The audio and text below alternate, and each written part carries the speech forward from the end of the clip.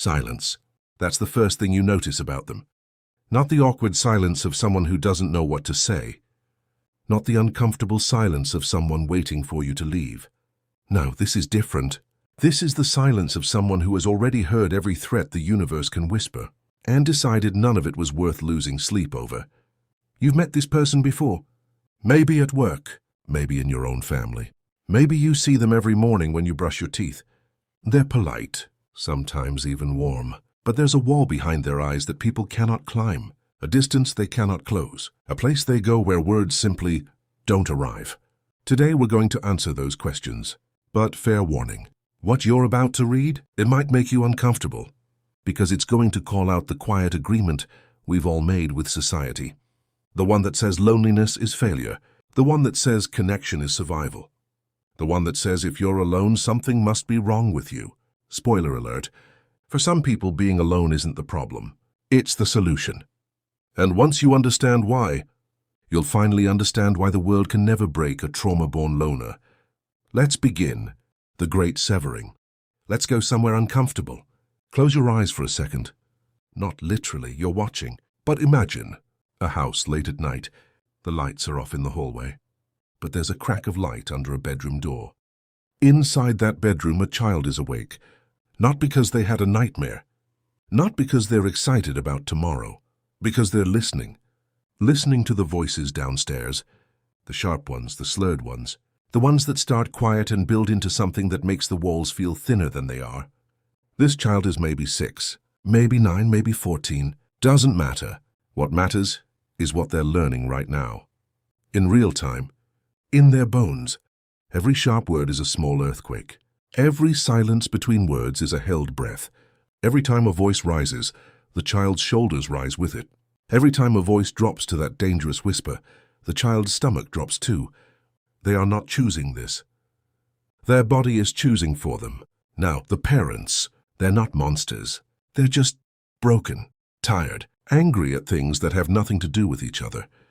But tonight, those things have names. Money, work, a mistake made 3 years ago that someone still can't forgive. The child doesn't understand the words, but the child understands the weather. And here's the first wound. The child starts to believe they are the reason for the storm.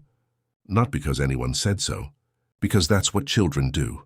They make meaning out of chaos. And the easiest meaning is, maybe I caused this, if I hadn't been born. These sentences don't get spoken aloud. They get written in the body, in the tight chest, in the habit of walking softly, the reflex to make themselves small.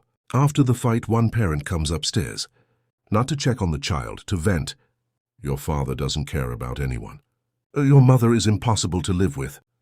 You're the only one who understands me. The child is 6 or 9 or 14.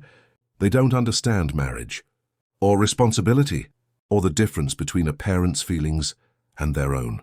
But they understand this. They are being handed something heavy, a secret, a burden, a piece of adult pain that doesn't belong to them. And because they love their parent, because they are hardwired to love their parent, they take it. They hold it. They make space for it inside their small chest. This is projection, not the fancy psychological term, just the simple reality. The parent cannot hold their own pain, so they drop it onto the nearest soft surface. The child. The child becomes a trash can for adult rage, adult disappointment, adult loneliness, and the child learns my job is to absorb, to carry, to never drop what I've been handed. No one says this out loud, but everyone acts like it's true. Years pass. The child grows taller. Maybe leaves that house. Maybe goes to college. Gets a job. Builds a life that looks normal on the outside.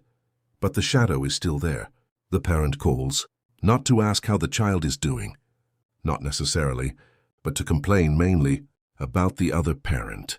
About work, about a neighbor, about life. And the now adult child listens. Same tight shoulders. Same shallow breathing. Same belief I am responsible for their feelings. The parent says, you're the only one I can talk to. And the adult child feels they are being the savior but trapped, because they've heard this before. Nothing has changed. Except now they're old enough to know it's wrong, but not strong enough to stop. Here's what no one tells you. The parent's shadow doesn't disappear when you move out. It moves with you. Because projection is not about proximity, it's about pattern. The parent has been using you as an emotional container for so long that neither of you knows how to stop. You answer the phone, you listen, you absorb.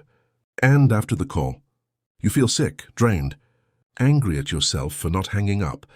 But you didn't hang up, because somewhere deep inside you still believe, if I don't carry this, no one will. Let's pause here. Because this story, the fighting parents, the projection, the endless carrying is one version. Not everyone's trauma looks like this. Some were hit. Some were ignored completely. Some were abandoned physically. Some were abandoned emotionally while living in the same house. Some lost a parent to death. Some lost a parent to addiction. Some were bullied not at home but at school, and came home to parents who didn't notice. The details change. But the core is the same. A child was asked to carry something no child should carry. And the child said yes, because what else could they do? The trauma-born loner is not a single story. It's 1,000 stories with the same ending. Albert Camus once wrote that the universe is indifferent to our suffering. Not cruel, not evil, not punishing, just indifferent. For most people, that idea is bleak. The kind of thought you push away with distractions and comforts and the warm glow of other human beings. But for the trauma-born loner, that indifference is the greatest gift they ever received. Here's why. If the universe is indifferent, then the trauma wasn't deserved. It wasn't karma. It wasn't just God testing you. It wasn't just a lesson you needed to learn. It was just also chaos, random, unavoidable. A rock that happened to fall on your head through no fault of your own. And that realization, it destroys shame, because shame requires a belief that you deserved what happened to you, that you were somehow responsible, that if you had just been better, smarter, stronger, quieter, louder, more visible, maybe it wouldn't have happened. But the absurdist loner knows the truth. Bad things happen to good people all the time, and once you accept that, you're free. Camus used the myth of Sisyphus to make this point. Sisyphus was condemned by the gods to roll a boulder up a hill for eternity. Every time he reached the top, the boulder rolled back down. Forever. No progress, no reward, no meaning. The gods thought this was the worst punishment imaginable. But Camus said something radical. He said we should imagine Sisyphus happy. Why? Because Sisyphus found meaning in the struggle itself, not in reaching the top, not in some imaginary happily ever after, just in the act of standing tall, pushing the rock, refusing to be defeated by an absurd and meaningless task. The trauma-born loner lives the same way. They don't need a happy ending to justify their existence. They don't need closure anymore. They don't need healing on anyone else's timeline. They just need to keep pushing the rock and find whatever strange, quiet joy exists in the act of doing it alone. This isn't depression. This isn't resignation. This is rebellion, the most radical rebellion there is. Refusing to let the meaninglessness of suffering destroy your will to keep going. Before we start, let me ask you something.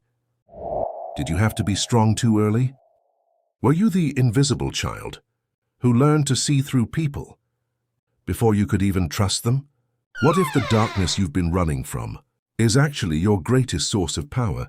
What if you found a library that reveals it all? The deep dive psychology of human behavior. See yourself like you have never seen before. Hundreds of videos waiting for you to discover. Each one cutting through the bullshit narrative, revealing the truth. Early access is open now. If you want the access, you will find the link down below. Let's talk about someone who actually lived this way. Miyamoto Musashi. You may have heard the name. He's the most famous samurai in Japanese history. Undefeated in over 60 duels to the death. Author of the Book of Five Rings. A legend. But here's what most people don't know. Musashi became who he was because of trauma. In the year 1600, when Musashi was just a teenager, he fought in the Battle of Sekigahara, one of the largest and most brutal battles in Japanese history. He was on the losing side. He watched his comrades slaughtered around him. He saw his lord defeated. He lost his status, his home, his entire identity as a samurai bound to a master. He became a ronin, a masterless warrior. In Japanese society at the time, this was one of the lowest states a person could occupy. No protection, no income, no place in the social order. Most Ronin became bandits or beggars. Musashi became something else. He spent decades wandering Japan, sleeping outdoors, eating whatever he could find, challenging the greatest swordsman in the country to duels. And he never lost. Not once. How? Because he realized something that changed everything. By having nothing to lose, he had no fear. Think about that. Every opponent Musashi faced had something to protect. A reputation, a family, a dojo, students, a future. Musashi had none of that. He was already dead to society, already an outcast, already so far outside the normal structures of honor and status that those things simply stopped mattering. And without fear, he could do things no one else could do. He could wait longer, strike harder, take risks that would have paralyzed anyone else, because the worst had already happened to him, and he survived. Near the end of his life, Musashi wrote a short document called Dokudo, The Way of Walking Alone. In it, he laid out his philosophy, and it's brutal, beautiful, and completely impossible for anyone who hasn't walked through fire. Here are some of his precepts. Accept everything just the way it is. Do not seek pleasure for its own sake. Do not, under any circumstances, depend on a partial feeling. Think lightly of yourself and deeply of the world. Do not let yourself be guided by the feeling of lust or love. Do not collect weapons or practice with weapons beyond what is useful. Do not fear death. You may abandon your own body, but you must preserve your honor. Read those again. Every single one of them is an instruction in how to become unbreakable, not by becoming stronger, but by becoming lighter, by cutting every attachment that could be used against you, by making yourself so simple, so stripped down, so free of dependencies, that there's nothing left for the world to grab hold of. Musashi died in 1645, probably of lung cancer. He was alone. He had no wife, no children, no property, no students in the traditional sense, and by every conventional measure. His life was a tragedy. But he didn't see it that way, and neither do the trauma-born loners who follow his path today. Musashi was not alone in this discovery. About 2,000 years earlier, on the other side of the world, another man had the same realization. His name was Zeno of Citium, and he had everything. Then he lost everything. Zeno was a wealthy merchant. He traded in purple dye, which was more valuable than gold in the ancient world. He was successful, respected, secure. Then one day his ship sank. Everything he owned, every investment, every future plan, gone, swallowed by the Mediterranean Sea. He washed up in Athens with absolutely nothing. No money, no status, no identity. Most people in that position would have collapsed. Begged, blamed the gods, drowned themselves in wine. Zeno did something strange. He walked into a bookstore. Then he walked into a philosophy school, and he started listening. What he heard changed everything. Zeno realized something that sounds crazy until you've lived through a total collapse. The shipwreck didn't destroy him. It freed him. Because all the wealth, all the status, all the things he thought he needed to be happy, they were actually traps. They made him fragile, dependent on forces outside his control. When the ship went down, those traps were shattered. And what was left? Just Zeno, just his mind, just his character, just his ability to choose how he responded to what happened. That was enough. It had always been enough. He just hadn't known it. Zeno went on to found Stoicism, one of the most influential philosophies in human history. He taught that the human mind can be a citadel, a fortress that no external force can breach. As long as your character is intact, he said, you are never truly a victim. Notice the pattern here. Musashi lost everything in a lost war. Zeno lost everything in a shipwreck. Both of them could have broken. Both of them had every right to bitterness, rage, despair. Instead, they leaned into the void. They stopped trying to reattach themselves to society. They stopped chasing the approval, the security, the belonging that had been ripped away from them. And in that surrender, they found something most people never find. Indifference to the opinion of the world. That's the secret. That's the thing that makes the trauma-born loner unbreakable. Not just strength. Just the quiet certainty that the world will never be fair with you. So why would you need it now? Here is why this makes the world completely powerless over them. Every system of social control, from schoolyard bullying to corporate culture to political propaganda, runs on the same engine. The threat of exclusion, the fear of being seen as less, the implied promise, agree with us. Perform for us, shrink for us, and we will let you belong. This works beautifully on people whose identity is built on the looking glass, because the glass is what they're protecting. Take it away and they feel like they disappear. But the trauma-born loner already disappeared, already survived the disappearing, already found out that there was still something left when the crowd walked away. You cannot leverage someone's need for approval when they stop needing yours.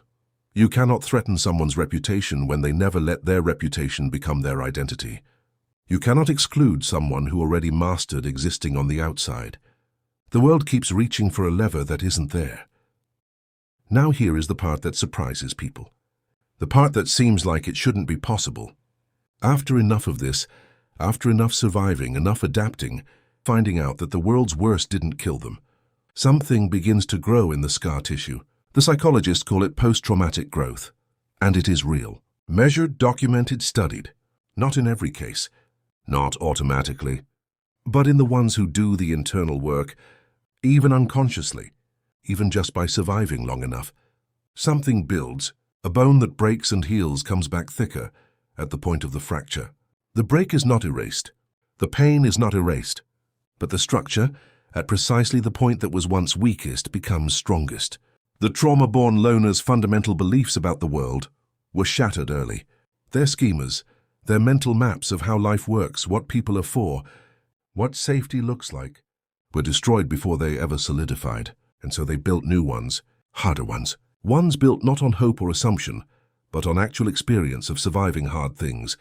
The result is a person who looks at uncertainty and doesn't flinch the way others do. A person who faces rejection and processes it differently, not because they're unaffected, but because they have a longer reference window for what they can survive. A person who, when the world gets genuinely difficult, finds that they have already rehearsed for this, already lived a version of it, already know what they look like when they're still standing after. The world looked at their suffering and called it damage. What it actually built was a kind of structural immunity. Now pull back, look at all of it from above. Musashi, Zeno, the kid who grew up in a house where silence was safer than speaking. The person who learned before they were 10 that needing things from people was a liability. Look at what all of them have in common. Every single one of them experienced what you could call a great severing. A moment, or a long, slow stretch of moments, where their connection to the standard social safety net was cut, violently, without warning, without apology, and every single one of them made the same choice afterward. Not the choice you'd expect. They leaned into the void. And in leaning into it, in refusing to run from the emptiness, they discovered something that people who've always had a safety net never discover. That the void doesn't swallow you, that the fall has a flaw, that on the other side of total loss is not nothing. It is something strange and solid and deeply privately yours, a sovereignty. That is the only word for it. A sense of being the authority of your own life, not because someone handed it to you, not because the world finally recognized your worth, but because you survived long enough, alone enough, to stop waiting for that recognition. And once you've lived there, once you've built something out of your own hands in the quiet and the dark, the world's opinion of what you're worth becomes almost funny, a distant noise. The opinion of people who have never even been to the place you came from. The world keeps thinking that trauma leaves people fragile, that if you find the wound and press on it hard enough, they'll collapse. Sometimes that's true for some people, in some circumstances, but there is a specific kind of person for whom the opposite happened, whose wound in the healing created not weakness but architecture, whose early loss of the social safety net forced them to build something internal that most people never have to build. And for them, for the ones who came out the other side, the world made a permanent and uncorrectable strategic mistake. It taught them too early that it couldn't be trusted. So now the world panics, because nothing works. Every attempt to control this person fails. Every manipulation misfires. Every threat just makes them quieter, steadier, more certain in their direction. And the world, confused, frustrated, a little scared, does what it always does when it encounters something it can't categorize. Here is the last thing. This is not a story about being alone and being glad about it. It is not a story about how people don't matter, or how connection is overrated. The trauma-born loner can love, can connect, sometimes deeply, fiercely, more honestly than most, precisely because they stopped performing and started actually showing up as themselves. But there is a difference, a crucial one. They do not shape themselves to fit your expectations of who they should be. They come to the table as a completed sentence, not a fragment waiting for someone else to finish it. And that is terrifying to people who have only ever known conditional love. The trauma-born loner shows up and has no use for any of that, and so they seem to those people unknowable, uncontrollable, almost alien. But Musashi already knew this. Zeno already knew this. Camus already knew this. Once a person has been shipwrecked, really shipwrecked, not the metaphorical kind, but the kind where you lose everything you thought you were, and they survive it, and they stand up afterward on whatever shore they washed up on, and they look out at the water that tried to take them. Something becomes true that was not true before.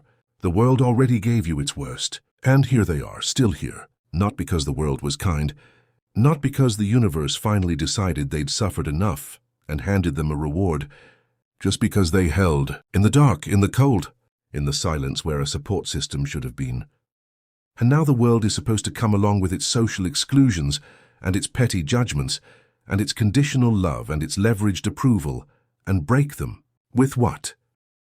Some people just cannot be broken, not because life went easy on you, but because it went so hard so early, and you came through it, that the world simply ran out of material to threaten you with. You are not unbreakable because nothing reached you. You become unbreakable because everything did.